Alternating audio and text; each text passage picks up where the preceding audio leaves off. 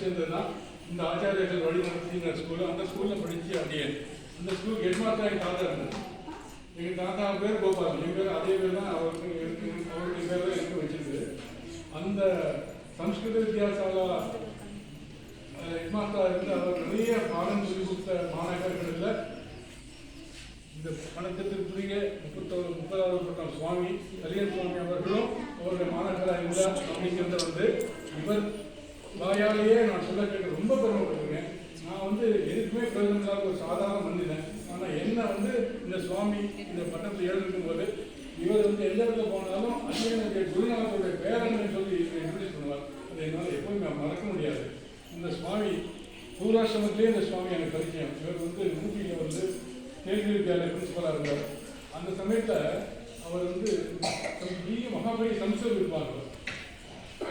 அவர் வந்து திருக்குறளை மொத்தத்தையும் சம்ஸ்கிருதத்தில் ஸ்லோகங்களாக பண்ணி திருக்குறள் எப்படி 2 அடியில் இருக்கோ அதே மாதிரி சம்ஸ்கிருதத்தில் அவர் 2 அடியில் டிரான்ஸ்லேட் பண்ணி அது உலகெங்கும் பரவி அதனால ஒரு பெரிய புகழ் அடைந்தவர். அப்பேற்பட்ட மகா வித்வான் அவர் வந்து கல்விக்கென்றே தன்னை அர்ப்பணித்து கொண்டவர். அவர் இந்த பட்டத்துக்கு வந்ததுக்கு கூட இங்கே சுவாமியானதுக்கு கூட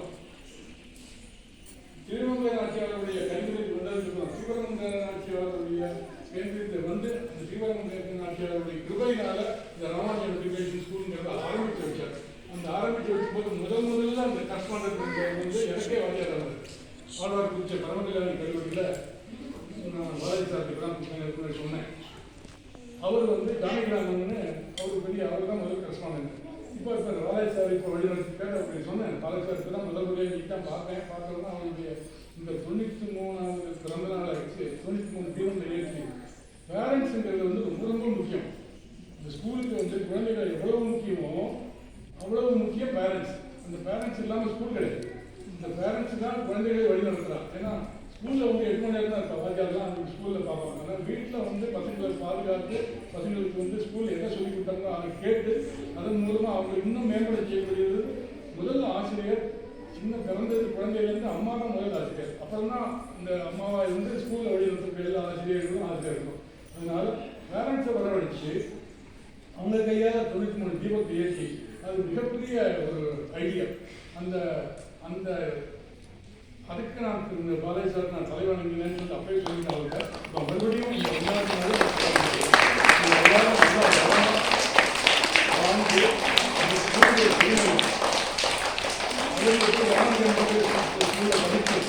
அதனால